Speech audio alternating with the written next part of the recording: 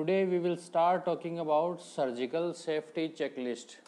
Surgical safety checklist क्यों ज़रूरी होती है? ताकि राइट पेशेंट सेलेक्ट हो, राइट पेशेंट पे राइट साइड पे जिस जगह पे जो ऑपरेट करना है वो ऑपरेटिव साइट भी सही सेलेक्ट हो, उस जगह पे सेम जो डिफाइंड प्रोसीजर जो डिसाइड करा गया है वो सेम ही प्रोसीजर हो। इसके लिए WHO ने एक स्टैंडर्ड सेफ्टी चेकलिस्ट बना रखी है जिसके ऊपर क्वेश्चंस भी पूछे जाते हैं और as a anaesthesia team, as a surgery team, as a nursing staff ये बहुत ही इम्पोर्टेंट होती है। इसके अंदर 3 कंपोनेंट्स होते हैं। Number 1 component is sign in, उसके बाद number 2 is time out and third one is sign out. ठीक है, इन तीनों को हम डिवाइड करके रखते हैं। सबसे पहले before the induction of anaesthesia क्या करना होता है? सबसे पहले साइन इन करना होता है। साइन इन करने के बाद में सर्जन टाइम आउट, जैसे हमने IPL वगैरह है जो क्रिकेट के गेम्स होते हैं उसमें भी जो टाइम आउट होता है, टाइम आउट किसके लिए होता है? बेसिकली स्ट्रेटेजी डिसाइड करने के लिए होता है कि अब क्या करना है। तो ये सेम सिमिलर स्ट्रेटेजी डिसाइड करने के लिए टाइम आउट होता है। इसमें सर्जन स्ट्रेटेजी डिसाइड करता है। उसके बाद third one is sign out. Sign out किसके लिए होता है? तो साइन आउट की मरीज बाहर निकल रहा है उससे पहले सारी चीज़ें कंफर्म कर ली जाए कि कोई गॉज पीस, कोई इंस्ट्रूमेंट, कोई सर्जिकल ब्लेड या फिर कुछ ऐसा अनवांटेड पार्ट बॉडी के अंदर तो नहीं रह गया है। सारी चीज़ें अपनी जगह पर है। Number of gauze piece, number of mops, number of instrument, उनके काउंट है वो एग्जैक्टली सिमिलर हैं जो कि प्री ऑप में थे। ठीक है, तब हम डिटेल में इनको पढ़ना स्टार्ट करते हैं। सबसे पहले हम बात करते हैं साइन इन के बारे में। साइन इन में क्या करना होता है कि साइन इन सबसे पहले before the induction of anaesthesia, anaesthesia का इंडक्शन करने मतलब पेशेंट को बेहोश करने से पहले आपको सर्टेन चीज़ें कंफर्म करनी होती है। तो उनमें क्या क्या करना होता है? सबसे पहले मरीज कंफर्म करा जाए, मरीज जो डिजायरेबल ओटी लिस्ट में जो लिखा हुआ है नाम वही मरीज है। उसके बाद में उसकी साइट डिसाइड करी जाए, एब्डोमिनल सर्जरी होनी है, पेल्विस सर्जरी होनी है, थोरेक्स की सर्जरी होनी है, ब्रेन की सर्जरी होनी है, एग्जैक्ट साइट डिसाइड करी जाए। उसके बाद में सिमिलर प्रोसीजर जो ऑपरेटिव लिस्ट में पहले से डिसाइडेड है वही ऑपरेटिव प्रोसीजर पेशेंट को एक्सप्लेन करा गया है और एक्सप्लेन करने के बाद में पेशेंट से रिटर्न कंसेंट ली गई है कि वो उस ऑपरेशन के लिए आपको अनुमति देता है, तभी आप प्रोसीड कर सकते हैं। तो ठीक है, तो ये मोस्ट इम्पॉर्टेंट है। और इससे क्या हो जाता है कि इससे गलती की संभावनाएं कम हो जाती है। गलती इन द सेंस कि कई बार जैसे मीडिया में आपने न्यूज़ सुनी होगी कि पेशेंट का राइट साइड का ऑपरेट करना था, लेफ्ट का कर दिया गया, या फिर अनवांटेड इवेंट्स होते हैं जो कि कोई नहीं चाहता, न नर्सिंग स्टाफ चाहता है, न सर्जन चाहता है, न एनेस्थेसिया टीम चाहती है, न मरीज चाहता है। तो इन अनवांटेड इवेंट्स से बचने के लिए सबसे पहले आपको कंफर्म करना होता है, फिर कंसेंट लेनी होती है। ठीक है, साइट मार्क कर ली गई है अगर एप्लीकेबल है तो। ठीक है, अगर कोई जनरलाइज कंडीशन है जिसमें कि साइट आप पहले प्री ऑपरेटिवली मार्क नहीं कर सकते तब कोई बात नहीं, अदरवाइज आपको साइट मार्क करनी होती है। ठीक है, anaesthesia safety checklist is completed, क्योंकि ये सारा काम कब करना होता है? एनेस्थेसिया को इंड्यूस करने से पहले, मरीज को बेहोश करने से पहले। तो उससे पहले मरीज को बेहोश करने से पहले एक प्री एनेस्थेटिक चेकअप होता है जिसमें मरीज की हिस्ट्री ली जाती है, मरीज का माउथ ओपनिंग कितनी है, मरीज को किसी ड्रग से एलर्जी तो नहीं है, प्रीवियसली कोई ऑपरेशन हुआ है, प्रीवियसली एनेस्थेसिया दिया गया है, प्रीवियसली अगर एनेस्थेसिया दिया गया है तो उसमें कोई कॉम्प्लिकेशंस तो नहीं थे। तो डिटेल्ड हिस्ट्री और उसके एग्जामिनेशंस करे जाते हैं वो कंप्लीट हैं कि नहीं है। उसके बाद में कंफर्म कर लिया जाता है कि ऐसा कोई कॉन्ट्रा इंडिकेशन नहीं है एनेस्थेसिया के लिए, तब प्रोसीड करा जाता है। तो प्रोसीडिंग से पहले मरीज के पल्स ऑक्सीमीटर लगाया जाता है। पल्स ऑक्सीमीटर लगा के, पल्स ऑक्सीमीटर में आप क्या क्या देख सकते हो? पल्स देख सकते हो और ऑक्सीजन सेचुरेशन देख सकते हो। तो मरीज की ऑक्सीजन सेचुरेशन अच्छी होनी चाहिए, साथ में पल्स है वो अच्छी होनी चाहिए। ठीक है, टैकीकार्डिया तो नहीं है, ऑक्सीजन सेचुरेशन तो कम नहीं है, वो कंफर्म करने के बाद में पेशेंट की कोई एलर्जी तो नहीं है, किसी सर्टेन ड्रग्स से, सर्टेन सब्सटेंस से एलर्जी तो नहीं है। अगर एलर्जी का है तो एलर्जी का सबसे बढ़िया ट्रीटमेंट क्या होता है? एलर्जी का सबसे अच्छा ट्रीटमेंट होता है बचाव। ठीक है, जिस चीज़ से एलर्जी है उस चीज़ से बचें। तो अगर ड्रग्स से एलर्जी है तो वो ड्रग नहीं जाए, और किसी पेंट से एलर्जी है, बिटाडीन से एलर्जी है तो बिटाडीन पेंटिंग ना करी जाए। ठीक है, उसके बाद में क्या करना है? उसके बाद में मरीज को बेहोश करने वाले हैं तो उसका आपको क्या करना है? सबसे पहले एयरवे सिक्योर करना है ताकि मरीज को आप आर्टिफिशियली वेंटिलेट कर सकें, उसका सांस चलता रहे। ठीक है, एयरवे सिक्योर करना है तो उससे पहले आपको पता होना चाहिए उसकी माउथ ओपनिंग ठीक है कि नहीं है। आपने देखा होगा बहुत सारे लोग ये गुटखा पान मसाला ये चबाते हैं, उनमें माउथ ओपनिंग बहुत रेस्ट्रिक्ट हो जाती है। तो रेस्ट्रिक्टेड माउथ ओपनिंग में आप इंट्यूबेट नहीं कर सकते, तो आपको पहले ही आइडेंटिफाई करना होता है कि इसकी माउथ ओपनिंग एडिक्वेट है कि नहीं है। उसके लिए मलम पट्टी स्कोरिंग यूज करी जाती है, जो कि अदर सब्जेक्ट्स में देखेंगे हम। तो मलम पट्टी स्कोरिंग से उसकी ओपनिंग और इसका इंट्यूबेशन डिफिकल्ट है कि ईजी है वो डिसाइड करा जाता है। अगर डिफिकल्ट है तो उसके लिए सर्टेन तैयारियां करी जाती हैं, जैसे वीडियो असिस्टेड इक्विपमेंट्स या फिर बूजी या फिर कोई सीनियर एनेस्थेटिस्ट, उनको अगर किसी की हेल्प कॉल करनी है तो वो पहले से ही आइडेंटिफाई करके रखना होता है। ठीक है, उसके बाद में आपको एज ए एनेस्थेसिया टीम आपको सबसे पहले प्रोसीजर के कन्फर्मेशन के बाद में पता करना होता है या आइडिया रखना होता है कि इसमें ब्लड लॉस कितना हो सकता है। अगर blood loss more than 500 ml है या फिर 7 ml पर kg इन चिल्ड्रंस, बच्चों में एडल्ट की साइज नहीं होती और बच्चों में ब्लड भी कम होता है, तो इस कारण से बच्चों में अगर मोर देन 7 ml पर kg के हिसाब से ब्लड लॉस होने वाला है, एस्टिमेटेड, डेफिनेटिव नहीं है, एस्टिमेटेड, या फिर एडल्ट्स में मोर देन 500 ml का ब्लड लॉस एंटिसिपेटेड है, तो ऐसे में आपको ब्लड और ब्लड प्रोडक्ट्स हैं वो अरेंज करके रखने होते हैं और साथ में आईवी लाइन्स हैं उनको सिक्योर करके रखना होता है। क्यों? क्योंकि अगर मान लो ब्लीडिंग इंट्रा ऑपरेटिवली ज़्यादा हो गई तो उस टाइम पे आप जो वेन्स है वो कोलैप्स कर जाएंगी और कोलैप्स वेन्स में कैनुलेट करना थोड़ा डिफिकल्ट होता है। तो पहले से आपको एंटिसिपेट करके रखना होता है, एडिक्वेट फ्लूइड्स और एडिक्वेट ब्लड प्रोडक्ट्स आपको अरेंज करके रखने होते हैं। तो ये तो हो गया अपना sign in procedure. Sign in कौन देखता है? तो बिफोर एनेस्थेसिया, बिफोर एनेस्थेसिया। ठीक है, तो एनेस्थेसिया वाली चीजें वो इसमें कवर करी जाती हैं। उसके बाद में आता है नंबर सर्जन का। ठीक है, अगर इसमें क्वेश्चन पूछा जाता है, अभी रिसेंटली पूछा गया था, तो अगर क्वेश्चन पूछा जाता है an anaesthetist is going to give anesthesia to a patient, which of the following is to be done। ठीक है, पेशेंट को इंड्यूस करने से पहले क्या करना होता है? आपको साइन इन करना होता है। ठीक है, साइन इन करते हैं तो उस साइन इन में कन्फर्मेशन करते हैं, क्योंकि मरीज है वो बेहोश नहीं है, तो मरीज अपनी कंसेंट भी देगा, मरीज अपनी हिस्ट्री भी बताएगा, मरीज के सर्टेन वाइटल्स, मरीज के पैरामीटर्स भी चेक करे जाएंगे और सब चीजें कंफर्म करने के बाद में ही मरीज को बेहोश करा जाएगा। बेहोश करने के बाद मरीज आपको कंसेंट नहीं दे सकता, तो ये काम आपको साइन इन में करना होता है। उसके बाद नेक्स्ट आता है सर्जन का नंबर, टीम सर्जरी का नंबर आता है। तो उससे पहले क्या होता है? टाइम आउट होता है। जैसे आईपीएल में टाइम आउट होता है कि स्ट्रेटेजी प्लान करने के लिए, सिमिलर सर्जिकल टीम है, सर्जरी टीम, वो अपनी स्ट्रेटेजी बनाएगी। अब उसमें वो क्या क्या करेंगे? तो उसमें सबसे पहले क्या करेंगे कि आपस में कंफर्म करेंगे कि कौन कौन इस टीम में इन्वॉल्व होने वाला है। ठीक है, इन्वॉल्व होने वाले आपस में एक दूसरे को जानते हैं कि नहीं जानते हैं, तो अगर नहीं जानते हैं तो आप आपस में एक दूसरे से जान पहचान करते हैं पहले। उसके बाद में रोल डिसाइड करा जाता है कि कौन सा पर्सन क्या रोल करेगा, कौन मेन सर्जन होगा, कौन उसका असिस्टेंट होगा, कौन सेकंड असिस्टेंट होगा, कौन थर्ड असिस्टेंट होगा, किसका क्या पर्टिकुलर रोल रहेगा, वो डिसाइड करा जाता है।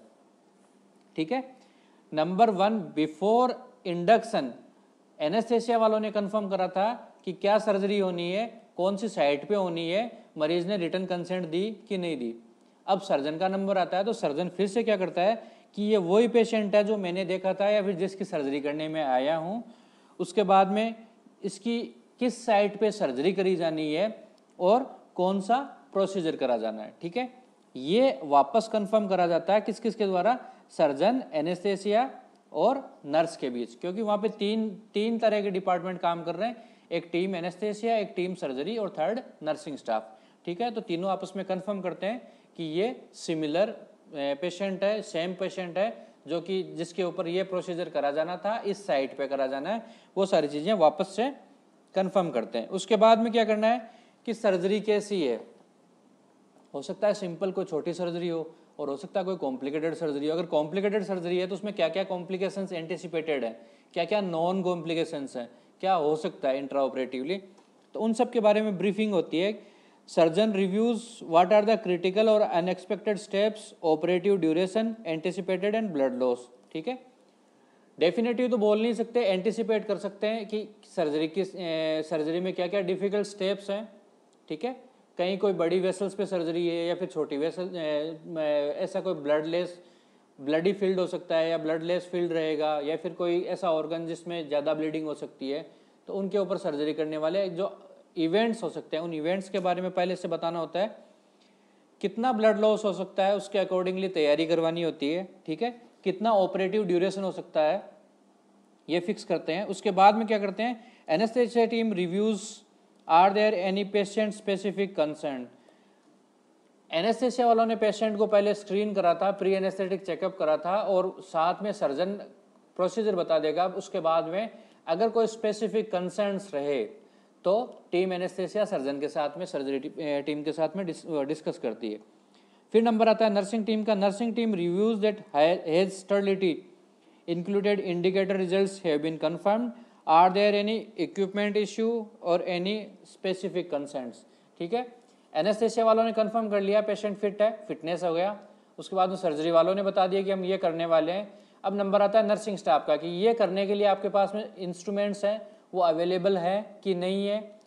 इंस्ट्रूमेंट्स प्रॉपरली स्टरलाइज थे, एकदम साफ सुथरे हैं, स्टरलाइजेशन उनका हुआ है या नहीं हुआ है, क्योंकि अगर स्टरलाइज इंस्ट्रूमेंट्स नहीं होंगे तो वो चल के लॉन्ग टर्म में सेप्सिस में कन्वर्ट हो सकते हैं, इन्फेक्शंस कर सकते हैं, सर्जिकल साइट इन्फेक्शन। तो वो उस सारे इवेंट्स, वो सारी चीज़ें, उसके लिए इंडिकेटर्स होते हैं। स्टरलिटी कंप्लीट होने के बाद में थर्मो इंडिकेटर्स होते हैं, तो इंडिकेटर्स उनका कलर चेंज हो गया था, वो प्रॉपरली स्टरलाइज है इंस्ट्रूमेंट्स या नहीं है, ये कंफर्म करा जाता है।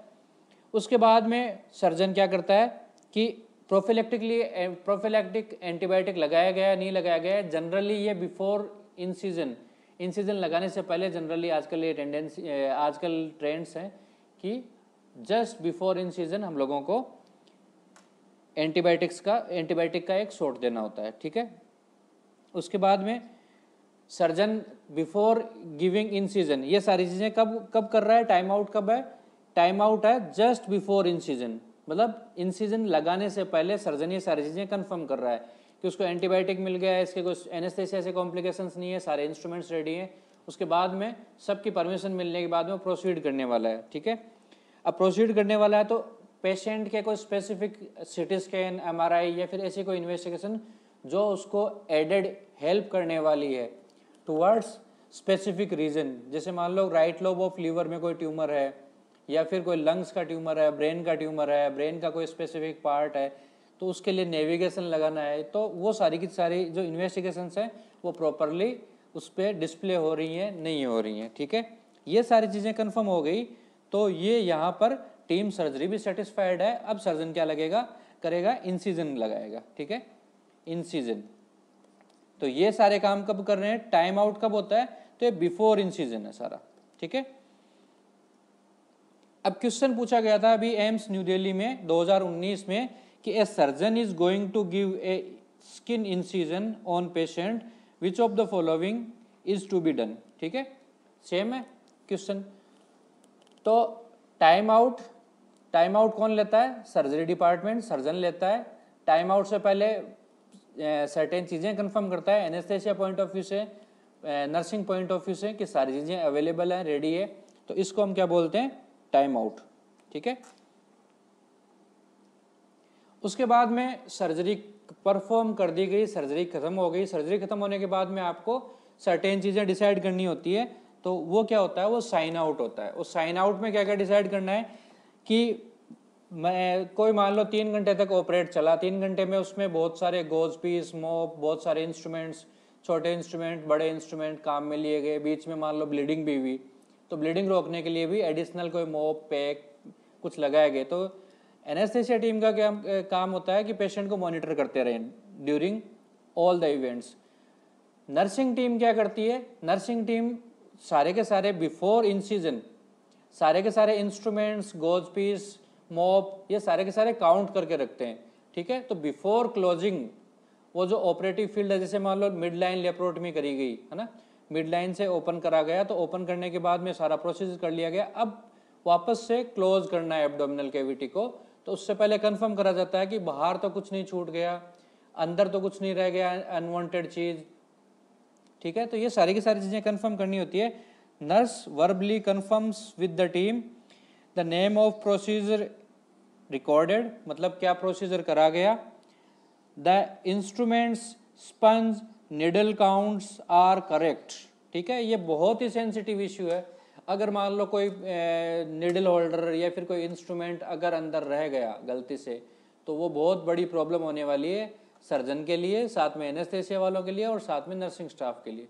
तो नर्सिंग स्टाफ है वो कंफर्म करेगा कि सारे के सारे जो इंस्ट्रूमेंट्स पहले काम में लिए गए थे या फिर जो काउंट पहले करे गए थे उनकी काउंट इक्वल है, अंदर कुछ भी नहीं रहा। तो उसकी तरफ से हरी झंडी मिलने के बाद में ही सर्जन क्या करना चालू करेगा, वुंड को क्लोज करना स्टार्ट करेगा। ठीक है, इसीलिए जो भी सर्जरी में या एब्डोमिनल सर्जरीज में जो गॉज मॉप यूज करे जाते हैं उनके ऊपर एक रेडियो ओपेक लाइनिंग होती है।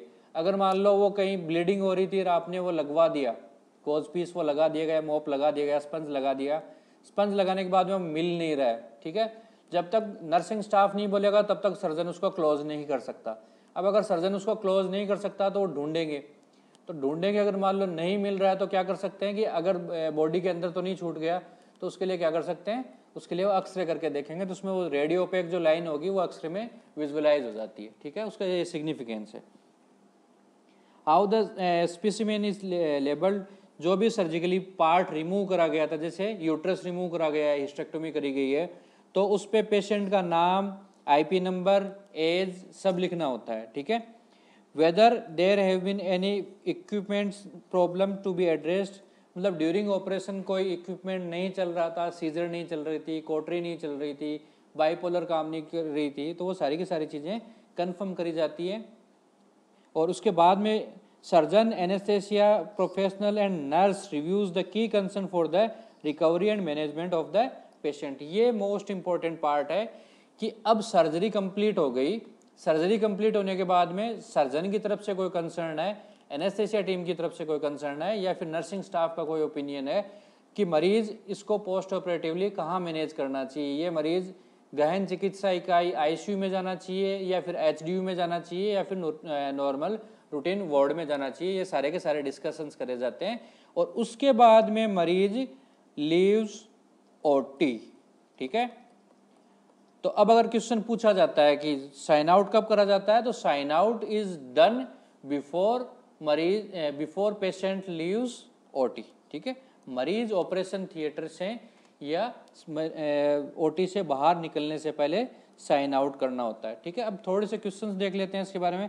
Before closing the surgical wound the priority nursing responsibility is to check which component of surgical safety checklist. क्या चेक करना चाहिए, तो टाइम आउट।